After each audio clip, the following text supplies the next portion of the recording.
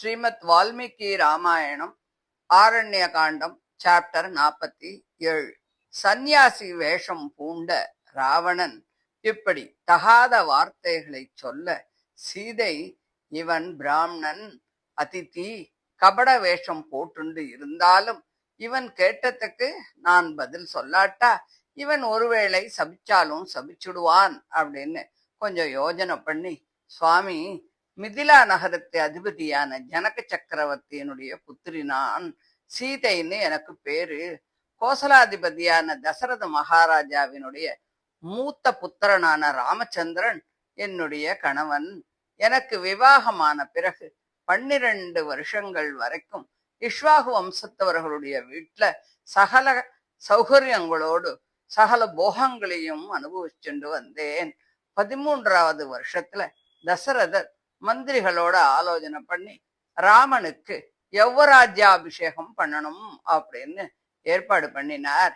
அப்பொழுது அந்த அபிஷேகத்துக்கு வேண்டிய சகல ஏற்பாடுகளும் நடந்துருக்கிறத சக்கரவர்த்தியின் மனைவிகள்ல ஒருத்தியான கைகேயி மகாராஜாவை தான் கேட்ட வரங்களை தரும்படி அவரை நிர்பந்தம் பண்ணி என்னுடைய பர்த்தாவை 14 வருஷங்கள் வரைக்கும் காட்டிலே வசிக்கணும் அப்படின்னும் அவளுடைய புத்திரனான பரதன் ராஜ்யத்தை ஆளணும் அப்படின்னும் 2 வரங்களை கேட்டா, நீர் ராமனுக்கு அபிஷேகம் பண்ணினா அன்னபானத்தை தொடமாட்டேன், நான் தூங்க மாட்டேன், எப்படியாவது உயிரை விட்டுடுவேன்னு வேற சொன்னா, அவள் முன்பு தனக்கு செஞ்ச உதவியால தசரதர் அதுக்கு கட்டுப்பட்டு பொருளையும் அபூர்வமான பல வஸ்துக்களையும் கொடுக்கறேன்னு சொல்லி அவளை சமாதானம் பண்ண பார்த்தார். அவள் எதுக்குமே ஒத்துக்கல. என் கணவரோ சகல போகங்களையும் அனுபவிக்க தகுந்த வயசுல இருக்கக்கூடியவர், சக்கரவர்த்தியினுடைய லட்சணங்கள் யாவும் உடையவர், மகா தேஜஸ்வி. காட்டுக்கு போகும்போது அவருக்கு வயசு 25, எனக்கு 18, சகல கல்யாண குணங்களும் பொருந்தியவர் என்றும் சத்தியமே பேசுகின்றவர் என்றும் சுத்தர் என்றும் சகல லோகங்களிலும் ராமன் ரொம்ப கீர்த்தி பெற்றவன். விசாலமான நேத்திரங்களும் முழங்கால் வரையில் நீண்ட பருத்த புஜங்களையும் உடையவர், சகல பிராணிகளுக்கும் ஹிதத்தையே பண்றவர்.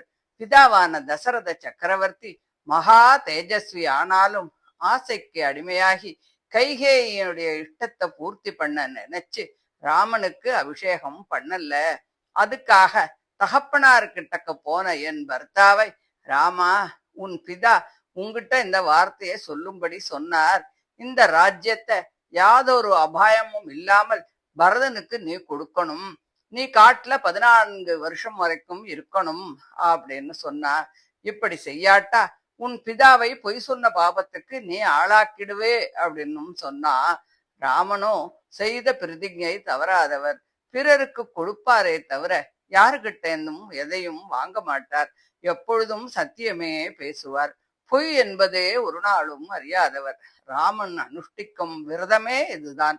தசரதருடைய 2வது பத்னியான சுமத்ரைக்கு ஒரு புள்ள உண்டு.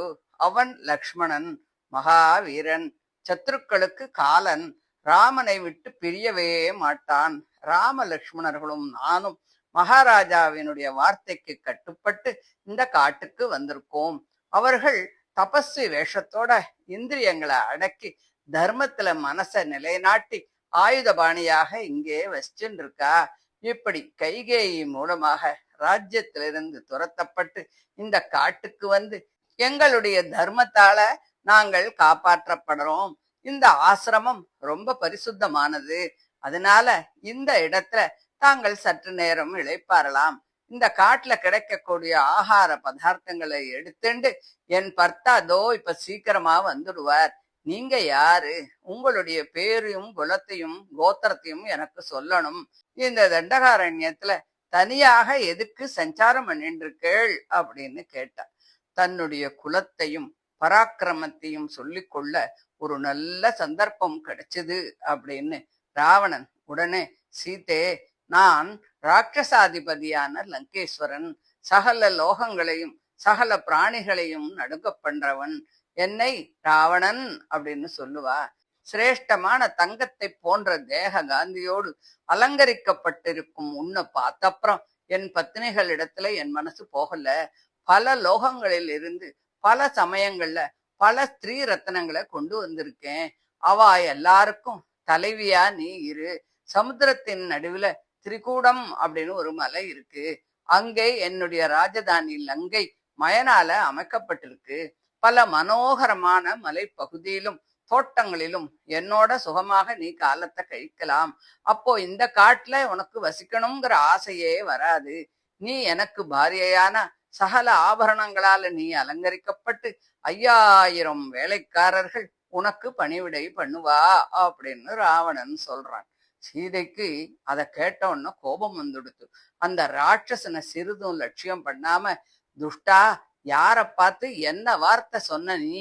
என் பர்த்தா மேருமலையை போல் அசைக்க முடியாதவர், மகா சமுத்திரத்தை போல கலக்க முடியாதவர், மகேந்திரனை போல நிகரற்ற பலத்தை உடையவர், பராக்கிரமம் உடையவர். அவர் அனுஷ்டிக்கும் தர்மத்தை நானும் நடத்திண்டு வரேன். சகல உத்தம லட்சணங்களும் பொருந்தியவர். விசாலமான கிளைகள் உள்ள ஆலமரத்தை போல சகல ஜனங்களாலும் அணுகத் தகுந்தவர். சத்தியம் தவறாதவர், மகாத்மா. நான் அவரை அனுசரிச்சென்றிருக்கேன். நீண்ட பருத்த புஜங்களும் விசாலமான மார்பும் மதம் கொண்ட சிம்மத்தின் நடையும் பலமும் தைரியமும் பராக்கிரமம் கொண்ட புருஷ சிம்மம் அவர். பூர்ண சந்திரனை போன்ற முகத்தை உடையவர், இந்திரியங்களை ஜெயித்தவர், மகா கீர்த்திமான். நான் அவரை அனுசரித்து இருக்கிறவள். பெண் சிம்மத்தை போன்ற என்னை நரியை போன்ற நீ அடைய விரும்புவது தகுமா? சூரியனை விட்டு காந்தியை பிரிக்க முடியுமா? அப்படி ராமனை விட்டு என்னை தான் நீ பிரிக்க முடியுமா? உனக்கு மரண காலம் நெருங்கிடுத்து. தங்க நிறமுள்ள மரங்களை பார்க்கிறேன்னு நினைக்கிறேன். இல்லாட்டா ராமனுக்கு பிரிய பாரியையான என்னை நீ விரும்புவாயா?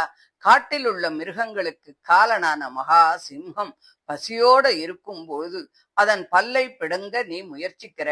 கொடிய விஷத்தை உடைய கால சர்ப்பத்தின் வாயில கைய விட்டு விஷப்பல்ல பிடுங்க பாக்குற. மந்திர பர்வதத்தை கையில எடுத்து விளையாடுறதுக்கு பாக்குற.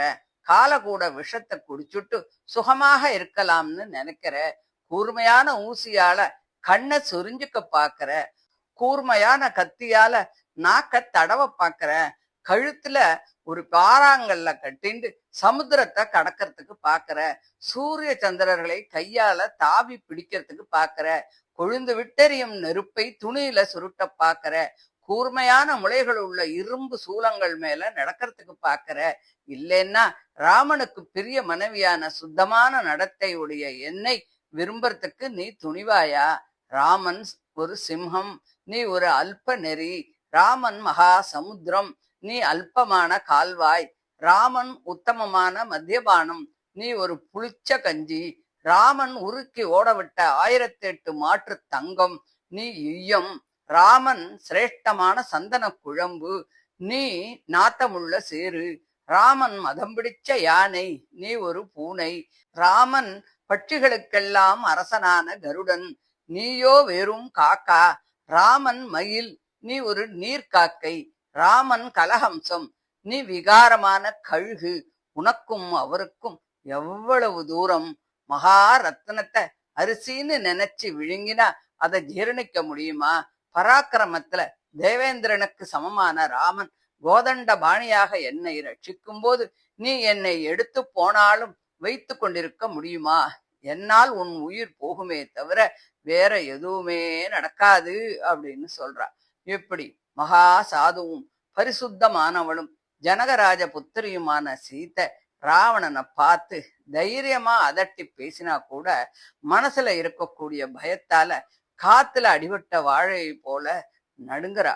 ராவணன் அதை பார்த்து இவளை இன்னும் அதிகமா பயமுறுத்தினா இவன் நமக்கு வசப்பட்டுடுவா அப்படின்னு நினைக்கிறான். காலனை போன்ற பராக்கிரமம் உள்ள அந்த மகா பாபி தன் குலத்தையும் பலத்தையும் பெயரையும் கோரமான செய்கைகளையும் வர்ணிக்க ஆரம்பிக்கிறான் அப்படின்னு சொல்லி இந்த சாப்டரை முடிக்கிறார். இதை தொடர்ந்து அடுத்த அத்தியாயத்தை அடுத்த ஆடியோவில் பார்க்கலாம். தேங்க்யூ.